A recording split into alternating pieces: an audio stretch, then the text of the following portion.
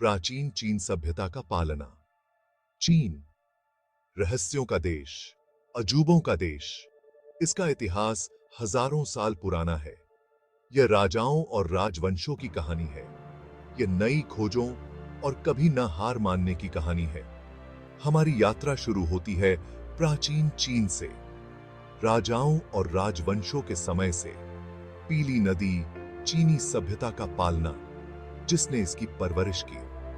खुदाई में मिले अवशेष एक समृद्ध अतीत का पता चलता है। ये खोज प्राचीन बस्तियों और आविष्कारों की कहानियां सुनाते हैं। शिया राजवंश से लेकर शांग राजवंश तक चीन ने खेती, लेखन और पीतल की ढलाई में तरक्की देखी। इन शुरुआती दौर ने एक शानदार भविष्य की नींव रखी। यह एक विरासत है जो आज भी प्रेरित करती है।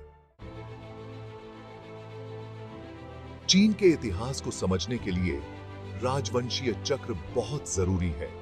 प्राचीन काल से लेकर आधुनिक युग तक हर राजवंश ने अपनी अनूठी पहचान और योगदान के साथ इस महान राष्ट्र की कहानी को आकार दिया है। हर राजवंश अपने साथ अपना योगदान लेकर आया, चाहे वह कला हो, विज्ञान हो या फिर सामाजिक संरचना। हर एक ने अपने समय में महत्वपूर्ण बदलाव किए।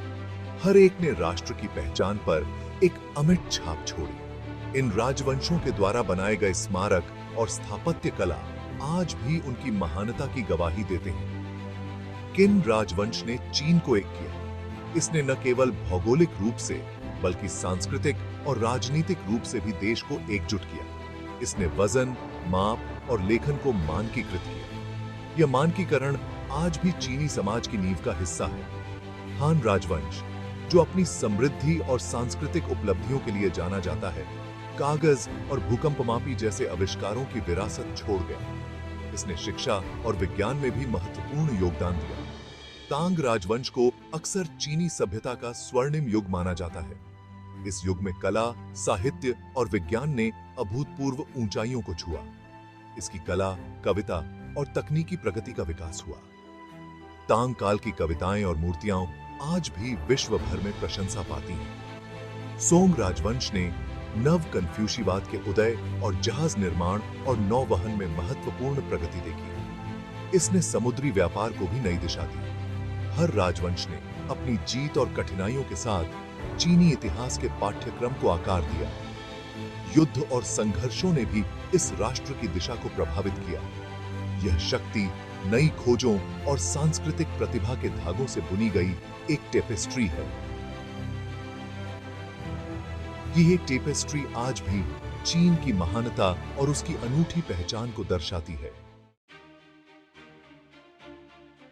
चीन की खोज ग्रेट वॉल का जिक्र किए बिना पूरी नहीं होती। हजारों मील तक फैली यह प्रतिष्ठित संरचना मानवीय प्रयास का प्रमाण है। सदियों से बनी, इसने आक्रमणकारियों के खिलाफ एक रक्षात्मक बाधा के रूप में काम किया। ग्रेट वॉल चीन की ताकत और लचीलापन का प्रतीक है। इसके निर्माण में पीढ़ियों से लाखों लोगों का श्रम लगा। यह पसीने, बलिदान और अटूट दृढ़ संकल्प की कहानी है। ग्रेट वॉल सिर्फ एक दीवार नहीं है, यह मानवीय प्रतिभा का स्मारक है। भाग 4, कन्फ्यूशीवाद और ताओवाद। दर्शन, जिसने एक संस्कृति को आकार दिया। विचार के दो दार्शनिक स्कूल, कन्फ्यूशीवाद और ताओवाद, ने चीनी संस्कृति को बहुत प्रभावित किया है। कन्फ्यूशीवाद, जिसे कन्फ्यूशियस द्वारा स्थापित किया गया था, ने सामाजिक संरचना और नैतिकता के सिद्धांतों को परिभाषित किया। यह दर्शन सामाजिक सद्भाव, फिल्मीय धर्मपरायणता और शिक्षा पर जोर देने के साथ एक संरचित समाज की नींव रखी। कन्फ्यूशीवाद ने शिक्षा को अत्यधिक महत्व दिया, जिससे विद्वानों और शिक्षकों का समाज में उच्च स्थान बना। यह दर्शन पारिवारिक मूल्यों और सामाजिक जिम्मेदारियों पर भी बल देता है, जिससे एक संगठित और अनुशासित समाज का निर्माण हुआ। दूसरी ओर ताओवाद, जिसे लाओजी द्वारा स्थापित किया गया था, प्रकृति के साथ सामंजस्य बिठाकर जीने, सादगी को अपनाने और आध्यात्मिक ज्ञान प्राप्त करने पर जोर देता है। ताओवाद का मुख्य सिद्धांत ताओ है, जो जीवन की प्राकृतिक धारा का अनुसरण करने की शिक्षा देता है। ये दर्शन, हालांकि अपने दृष्टिकोण में भिन्न है, सदियों से साथ साथ हैं। कन्फ्यूशीवाद और ताओवाद ने एक दूसरे के साथ सह अस्तित्व में रहते हुए चीनी समाज को संतुलित किया है। उन्होंने चीनी मूल्यों, नैतिकता और विश्व दृष्टि को आकार दिया है। कन्फ्यूशीवाद ने जहां सामाजिक और नैतिक ढांचे को मजबूत किया, वहीं ताओवाद ने व्यक्तिगत स्वतंत्रता और आत्मज्ञान को प्रोत्साहित किया। कला से लेकर साहित्य तक, सामाजिक संपर्क से लेकर शासन तक, कन्फ्यूशीवाद और ताओवाद का प्रभाव व्यापक है। चीनी कला और साहित्य में इन दोनों दर्शनों के तत्व स्पष्ट रूप से देखे जा सकते हैं।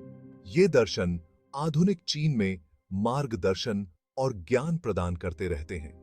आज भी चीनी समाज में कन्फ्यूशीवाद और ताओवाद के सिद्धांतों का पालन किया जाता है, जो आधुनिक जीवन में संतुलन और सामंजस्य बनाए रखने में मदद करते हैं।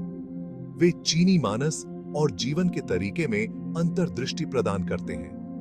चीनी संस्कृति के हर पहलू में, चाहे वह पारिवारिक जीवन हो, शिक्षा हो या सामाजिक आचरण, इन दर्शनों का प्रभाव स्पष्ट रूप से देखा जा सकता है। भाग 5, आधुनिक चीन का उदय, साम्राज्य से गणतंत्र तक। यह कहानी है एक महान सभ्यता की, जिसने समय के साथ खुद को फिर से परिभाषित किया।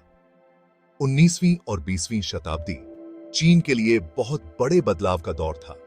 इस समय में चीन ने अपने प्राचीन साम्राज्य से एक आधुनिक राष्ट्र बनने की यात्रा शुरू की।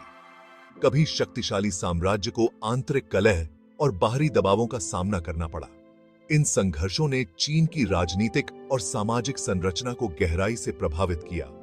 अफीम युद्धों और उसके बाद की संधियों के कारण संप्रभुता का नुकसान हुआ और आर्थिक शोषण हुआ। इन घटनाओं ने चीन को कमजोर कर दिया और विदेशी शक्तियों के हस्तक्षेप को आमंत्रित किया। अंतिम शाही राजवंश, किंग राजवंश, अपने ही पतन और बाहरी दबावों के बोझ तले गिर गया।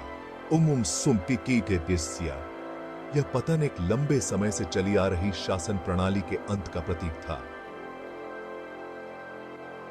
1911 की शिन्हाई क्रांति ने राजवंशीय शासन के अंत का प्रतीक था। इस क्रांति ने चीन में एक नई राजनीतिक व्यवस्था की नींव रखी। इसने चीन गणराज्य की स्थापना का मार्ग प्रशस्त किया। सन यात-सेन और उनके अनुयायियों ने एक नए युग की शुरुआत की। यह दौर उथल-पुथल और परिवर्तन का था। चीन ने कई सामाजिक और राजनीतिक चुनौतियों का सामना किया, लेकिन उसने कभी हार नहीं मानी। चीन एक नई पहचान की तलाश में था। यह पहचान उसकी प्राचीन संस्कृति और आधुनिकता के बीच संतुलन बनाने की कोशिश में थी।